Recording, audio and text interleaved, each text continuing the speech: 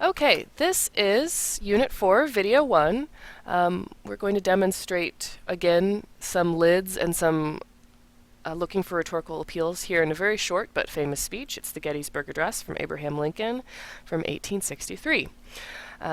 So if you would, follow along with me and make the same notations and the same colors if you can on your own sheet, and that'll count for notes for this video. So, 7 years ago, our fathers brought forth on this continent a new nation, conceived in liberty, and dedicated to the proposition that all men are created equal. I'm going to come back to that paragraph. I'm going to do lids first and appeals second. So, second paragraph. Now we are engaged in a great civil war, testing whether that nation, or any nation, so conceived and so dedicated, can long endure. We are met on a great battlefield of that war. We have come to dedicate a portion of that field as a final resting place for those who here gave their lives that that nation might live. It is altogether fitting and proper that we should do this. First thing I notice is that he's using very uniting language. It's never I, Abraham Lincoln, or you, my audience. It's we together as a nation. So I'm going to make that language. You might also consider that he's using we at the beginning of sentences, so this could be syntax, anaphora. There's another example of parallel structure here in this paragraph, and that is, or any nation so conceived and so dedicated. So conceived, so dedicated. Parallel structure. I'm going to come back to that paragraph again because there's an appeal in there as well. But, paragraph 3.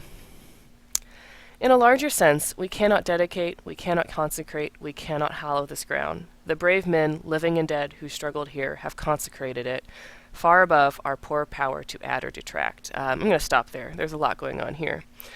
First of all, we cannot dedicate, we cannot consecrate, we cannot hallow. That is parallel structure. It's tricolon. The parallel phrase repeats. We cannot, we cannot, we cannot. There's also some very strong language that's being used here as far as diction, some words that have a lot of meaning for us. Hallow, dedicate, consecrate, brave men. They have consecrated it again. Okay.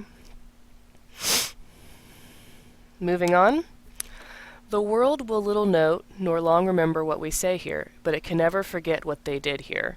Here's a good example for us of antithesis, the opposites. We won't remember what we say, but it will never forget what we did. Very good.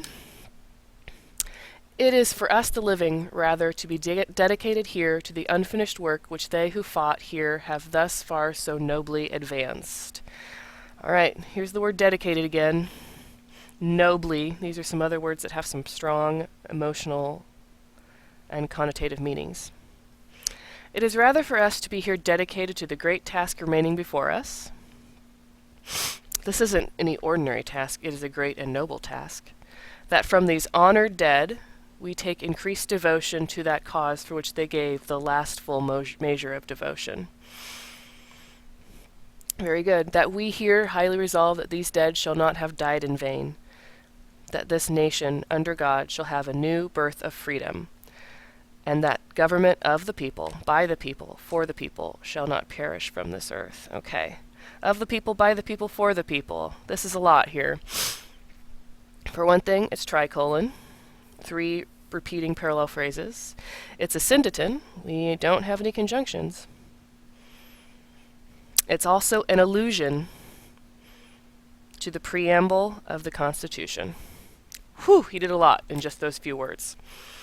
I suppose we also have some new birth and died in vain, shall not perish. There's a lot of strong connotative language there. Okay, so I'm going to go back real quick and I'm going to hit on some appeals. First of all, in that first paragraph, if you don't mind, I'm going to go ahead and use my blue. I'll do it in brackets though. Proposition that all men are created equal. I hope you recognize this. This is the Declaration of Independence.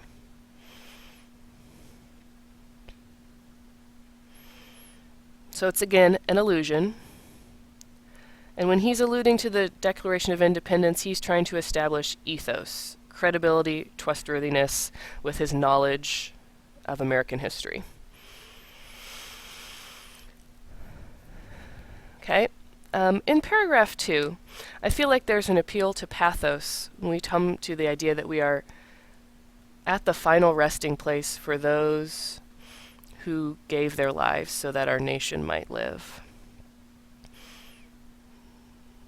We need to feel their loss and what they gave up their lives for. In paragraph 3, I believe there's another appeal to pathos here. Same sort of idea. We highly resolve that those dead shall not have died in vain. We cannot waste the lives here. And then just like we had an appeal to ethos with his allusion to the Declaration of Independence, we have an appeal to ethos when he makes an allusion to the preamble to the Constitution right here.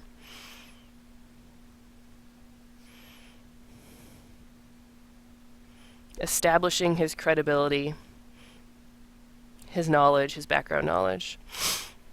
A couple of things I want to kind of end with here. I circled we's in paragraph 2, but there's a lot more. In fact, he uses the word we 10 times.